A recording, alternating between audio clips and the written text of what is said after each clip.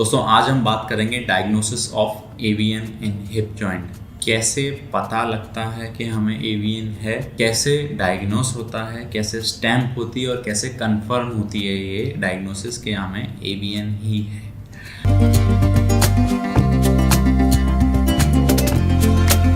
Hi friends, my name is Dr. D.P. Sharma and I am consultant MIS joint replacement surgeon।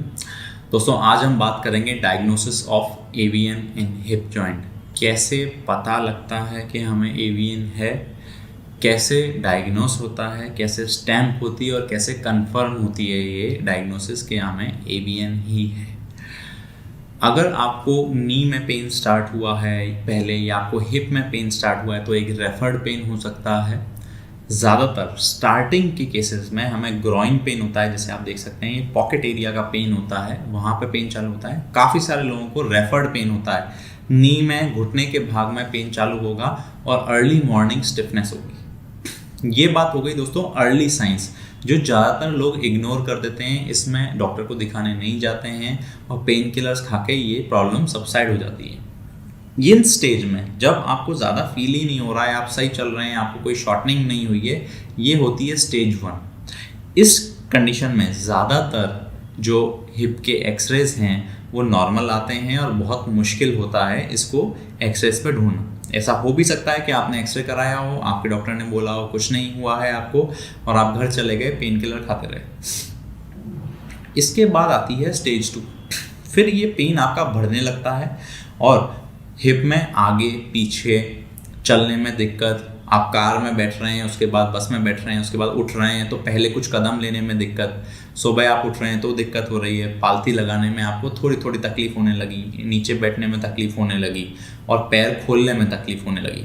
इसका मतलब है कि आपकी जो तकलीफ है, जो ऑस्टियोफाइट्स है, जो कार्टिलेज का डैमेज है, वो इसके नीचे सबकॉन्ड्रल कोलैप्स की तरफ जा रहा है, वहाँ पे लाइसिस हो रही है और ये कंडीशन जो है एक्सरेज में और एमआरआई में बहुत क्लियरली दिखने लगती है। इसको हम बोलते हैं स्टेज 2। तो इस स्टेज को डायग्नोस करने के लिए बहुत ज़रूरी है कि हम एमआरआई करें, क्योंकि ये स्टेज 2 वही है जब आपके बॉल का शेप तो मेंटेन है, मतलब हेड आपका गोल ही है, पर आपका सबकॉन्ड्रल जो है वहाँ पे डिजीज़ चालू हो रही है, वहाँ लाइसिस हो रही है, पर कोलैप्स नहीं हुआ है। ये स्टेज 2 है। ये बहुत ही इंपॉर्टेंट स्टेज क्यों है, इसके 1, 2, 3 सब डिविजन्स भी करे गए हैं, ABC, और इसमें स्टेज 2B तक जो है हम ट्राई करते हैं कि हेड को बचाया जा सके हिप रिप्लेसमेंट से। उसके कई सारी मोडालिटीज़ हो सकती हैं अपनी अपनी ट्रेनिंग के हिसाब से। बहुत कॉमन जो है वो है मेडिसिनल मोडालिटीज़, मतलब आपको दवाई देंगे हम, और स्टेम सेल थेरेपी जो अलग अलग तरीके से करी जाती है, जनरली ड्रिल करके वहाँ स्टेम सेल्स छोड़े जाते हैं। ये हो गई स्टेज 2। इसके बाद आती हैं दोस्तों, अभी भी आपकी जो डिजीज़ है अगर प्रोग्रेस कर रही है तो स्टेज 3 और स्टेज 4। जो पेन है वो काफ़ी अच्छे से होता है और इसमें आपकी मूवमेंट्स लॉस होने लगती हैं, सबकॉन्ड्रल कोलैप्स होने लगता है, मतलब जो गोल आकार है अब वो प्रॉपर ना होकर ऑस्टियोफाइट्स बना रहा है, कोलैप्स होने लगा है। अब आपका पैर छोटा होने लगेगा धीरे धीरे, आपकी पेल्विस टिल्ट होने लगेगी, पैर खुलने में बहुत तकलीफ आने लगेगी, आपको बाइक पे बैठने में, पालती मारने में, कुर्सी से बैठे से उठने में और उठते से बैठने में आपकी प्रॉब्लम्स बढ़ने लगेगी। और ये स्टेज बहुत ही क्लियरली एविडेंट होती है एक्सरेज में भी।